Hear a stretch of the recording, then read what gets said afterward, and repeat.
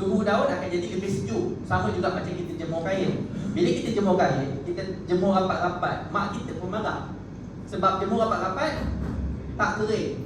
Faham? Jadinya maksud dekat situ ialah transpiration agak rendah. Bila transpiration rendah, apa yang berlaku pada pokok? Kurang stres. Jadi bila kurang stres dekat situ, apa yang berlaku pada pokok? Dia tak nak mengeluarkan buah. Dia tak nak mengeluarkan benih. Dia tak nak mengeluarkan bunga. Sebab dia tak rasa purpose dia untuk teruskan hidup. Bukan teruskan hidup lah, teruskan beranak. Macam itulah. Faham Jadinya dia akan keluarkan bunga, dia akan gugur. Dia akan keluarkan bunga, dia akan gugurkan bunga. Dia akan keluarkan bunga, dia akan gugurkan bunga dia. Yang itu yang membuatkan orang cakap benda ni tak boleh tanam. Tapi apa yang saya buat ialah bila kita nampak pokok tu selesa sangat, kita streskan dia. Tapi bukan kita streskan yang teruk. Kita panggil sebagai precision stress. Kita streskan tapi dengan kadar yang tepat. Kita jaga percentage. Contohlah macam orang cakap, keringkan sikit polybag. Berapa kering nak kering? Saya selalu macam itu. Berapa kering nak kering? Okey, 5%. Okey, buat 5% pada P2. Jadi dia ada stress sikit. Jadi bila stres, pokok kita ni dia akan mengeluarkan satu signal hormon. Yang ini akan masuk dekat muka surat. Muka surat steering 33. Betul kan? 32. Yang akan masuk dekat sini. Okey. Bila pokok kita tu agak selesa, kita streskan dia, dia akan mengeluarkan satu signal yang mana dia akan rasa terancam. Dia akan rasa terancam. Apa dia buat? Dia akan lekatkan bunga dia tadi. Dan dia akan jadi buah. Faham tak kat situ? Jadi kalau macam tengok ni, pada fasa semaian ni macam biasa, kita semai macam biasa. Tapi pada fasa pindah tanam sampai 30 hari, fasa ni kita galakkan untuk vegetatifkan sikit dia. Vegetatifkan sikit dia tu, kalau kata cuaca agak panas, kita janganlah biar dia ikut sekali panas. Kita buatlah vegetative steering supaya dia lebih vegetatif. Okey, kalau dia dah memang cuaca dah memang vegetatif, kita boleh teruskan je lah dengan cuaca yang vegetatif macam ujung-ujung. Sebab pengalaman saya perasan bila saya tanam pokok musim tengkujuh, pokok saya lebih cantik daripada tanam musim panas. Ada tak experience yang tu? Ataupun kita tanam kan? Contoh bila kita tanam bulan 12, waktu kita tanam pokok tani hujan tapi kita jaga betul-betul isi, jangan dia terbasuh kan. Tanam musim hujan, bila kita tanam pokok kita cantik naik. Tapi waktu fasa berbunga nanti, ngam-ngam masuk musim panas. Waktu tu buah memang cantik gila. Sebab dia lalu dua fasa yang kita tak payah nak steering dah. Dia dah environment dia dah steering dia sendiri. Jadinya pada fasa bunga yang first ni antara 31 sampai 50 ni. Jadi fasa kita nak stretchingkan dia, kita nak bagi dia punya dahan tu besar ke arah apa tu macam ni kata. Kita nak dia punya bunga tu boleh lekat lah sebab dia dah ada bunga kan. Dia macam mana? Kalau biasa tak ada chili kan? Okey. Chili ni dia akan ada satu tempoh yang mana bila dia dah keluar bunga yang banyak, dia antara 1 sampai 30 tu dia besar dulu. Dia besar sampai note ke-6. Macam tu note 5, 6, 30 31 sampai 50 tu dia note ke-6. Jadi pada waktu ni dia akan berbunga tu, dia akan jadi buah yang pertama. Yang ni 30 buah yang pertama. Yang ini ialah 1 kilo yang pertama. Kebiasaannya macam itu. Jadi pada waktu ni kita nak pastikan dia lekat semua. Bila dia lekat semua tu macam ni kita nak buat. Kalau kata memang kita dah tanam jarak, memang dia stres siap-siap lah. Kalau dia stres siap-siap, apa yang berlaku? Pada hari ke-51 tu dia dah tak keluar pucuk. Biasa tak? Biasa tak bila tanam cili sampai hari ke-50 pucuk dah tak nak keluar. Pada waktu tu buah je besar. Bukan nak kata benda ni tak boleh. Benda ni boleh bergantung pada strategi. Ada orang dia buat satu polybag 2 pokok. Jadi dia fokuskan buah 30 biji yang pertama ni je. Dia keluar okey, sepokok sekilo, 2 kilo satu pokok. Tanam 1000 2000 pokok dah boleh dapat dah dia punya target. Tak salah, sikit pun tak salah. Tapi method macam itu saya tak amalkan lah. Sebab saya suka pokok tu keluar continuous, tak berhenti rezeki. Dia keluar macam tu sampai Abang Jamil lampus. Dia cerita. Okey. Daripada sini Daripada sini kita nak naikkan sampai sini, okey. Daripada sini kita nak naikkan sampai sini lebih kurang 40 bukan. 4. Okey, 59% tolak 47%. Berapa kita nak naikkan tu? 12. Betul? Okey, kita nak naikkan 12%. Okey, saya cuba slow kan dekat 12%. Okey, tapi daripada pukul 8 sampai pukul 10, polybag kita akan kering tak? Kering, betul. Berapa kadar pengeringan dia tu? Macam saya letak ni ialah 1 jam 1%. Jadi kita ada 8 sampai 10. Kita ada 2 jam. So kita tambah lagi dry bag dia 2% lagi. So kita akan tambah lagi 2. So dia akan dapat 14%. Okey. Jadi saya akan bagi tahu contoh kita punya macam ini, short size kita ialah 2%. Andai katalah kita tak nak buat 2% ni, yang ini kita sendiri yang determine. Nak 1% ke, nak 2% ke, nak 3% ke, macam gitu. Tapi kebiasaannya saya akan buat sampai 3% saja. Saya tak buat lebih daripada itu, sebab nanti pump tu boleh jalan sampai 30 minit. Okey.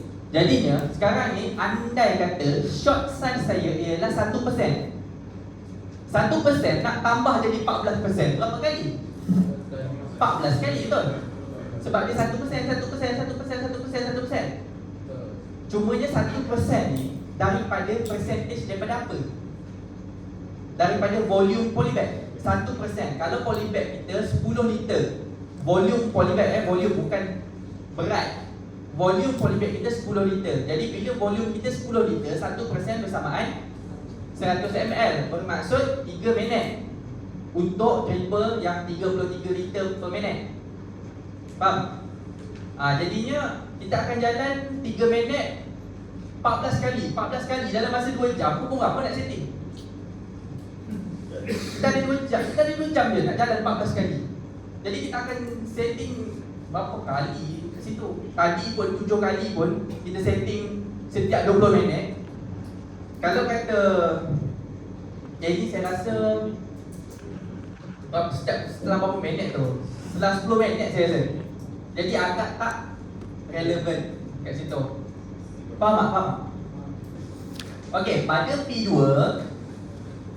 kalau kata dry bag per hour kita ialah 2%, maksudnya dalam masa 10 sampai 12 ni, setiap sejam dia hilang 2%. Jadi kita ada 2 jam, dia hilang 4%. Betul? Jadinya dalam masa 1 jam dia hilang 2%, kita punya short ialah 2%. Jadi kita akan bagi every 1 hour, betul? Every 1 hour kita bagi 2 kali sahaja. Kalau kata short size kita 1% tadi, kita akan bagi 4 kali. Sebab 4% dia yang hilang. Cumanya apa yang kita nak sekarang ni, kita nak 10% ni.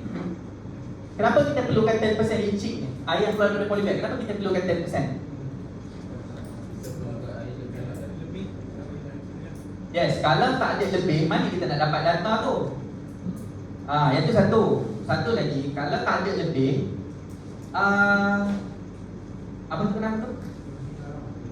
Kita tak dapat flushing garam dia tu. Yang nombor 2 ni nak kira juga. Ya kan?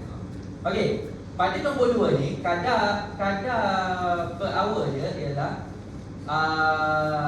kadar per hour dia dah jadi 3%. Sebab apa? Sebab dia makin panas. Kebiasaannya temperature dia dah makin panas, humidity dia dah makin menurun. Humidity saya tak masuk lagi. So humidity ni bukanlah kata bukan kata tak penting. Tapi humidity ni saya nak cakap kelembapan.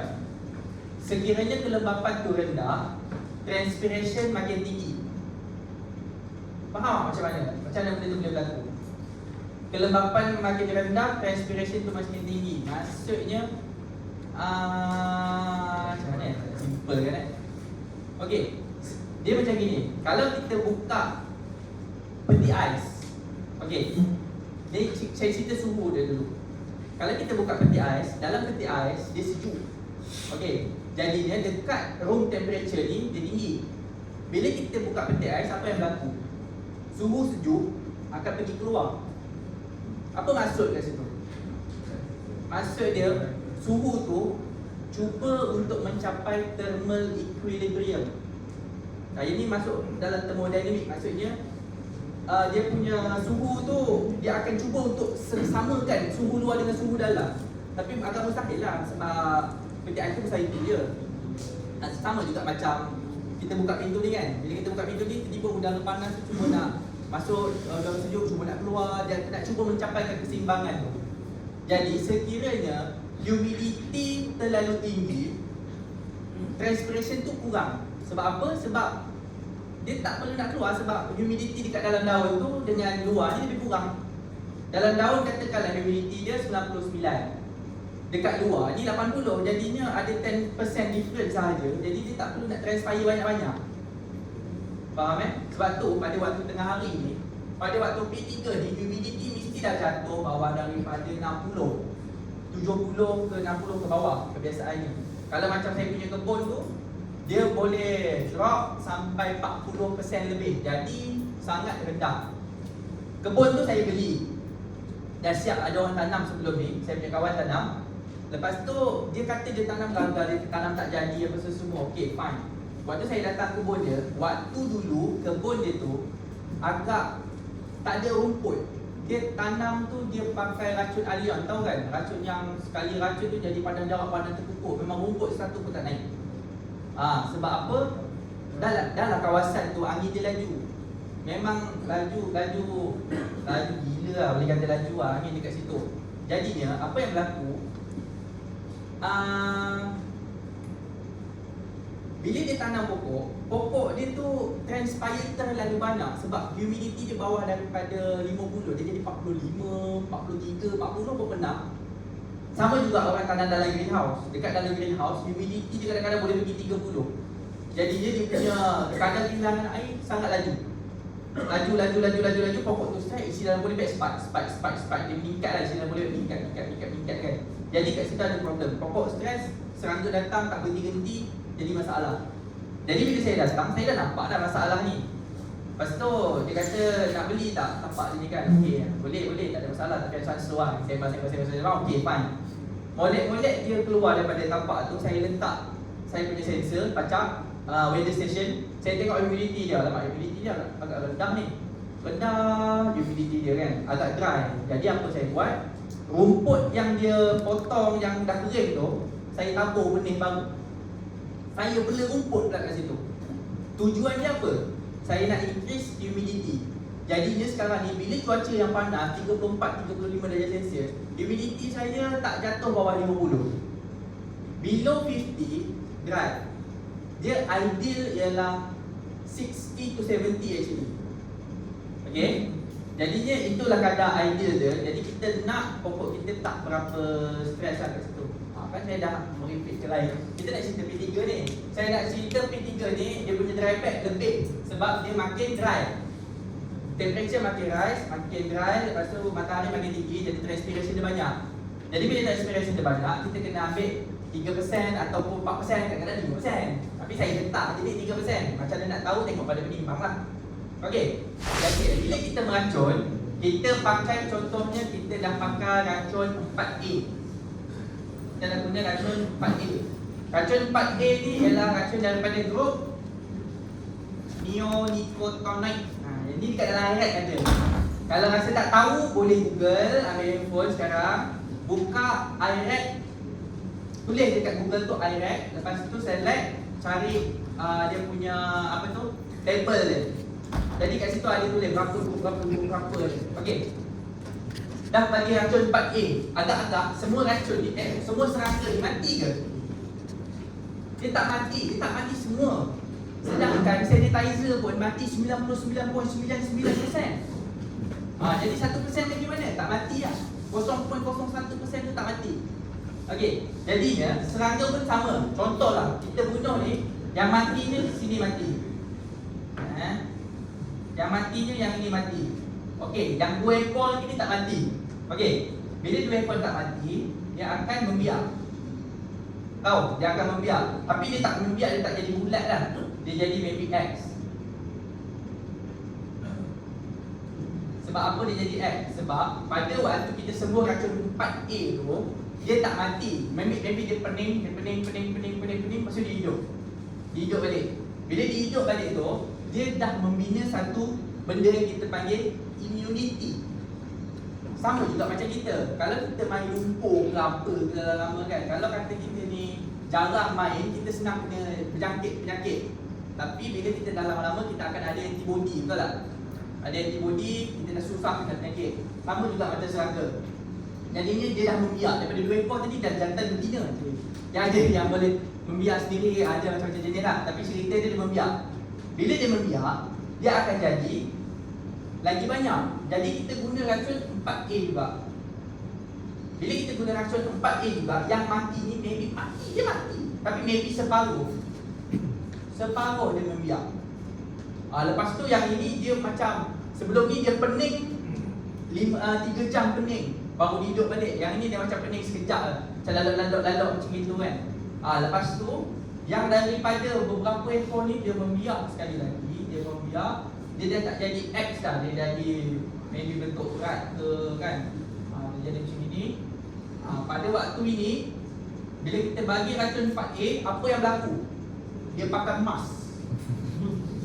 Dia pakai emas. Dia memang dah tak mati dah waktu ni. Kalau mati pun mungkin 2 ekor. Semula lagi pening. Kenapa tak mati-mati sekarang ni? Lepas tu mesej saya, bos, kenapa saya semua orang ni tak mati? Kenapa pakai racun ni tak mati? Mulalah nak kena terang sehari semalam. Tu kadang-kadang saya tak jawab, ataupun saya jawab juga, tapi saya jawab spesifik. Tapi saya dah pakai racun ni. Pening kan saya nak jawab lagi.